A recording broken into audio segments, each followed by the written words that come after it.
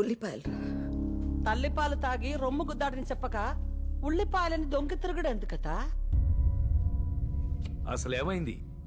పాపం బేబతిని కొడుకు కోడ్లు ఇంట్లో నుంచి గంటేసారి చెప్పలేదా నీకు? ఏం మాట్లాడుతున్నావు నువ్వు? ఎంత చేసావద్దా ఇంటికి?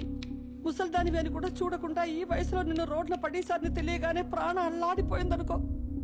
24 గంటలు నా కొడుకు, నా కోడ్లో, నా మనవడు అని ఆరాటి పడిపోయేదాన్ని. విజయతాల అల్లుడు సూరిబాబు హాస్పిటల్లో కంపౌండర్ కదా, ఆ పిల్లడి చెప్పకపోతే నాకు కూడా తెలియదు. అయ్యో నువ్వేం పక్కపట్టుకోకు.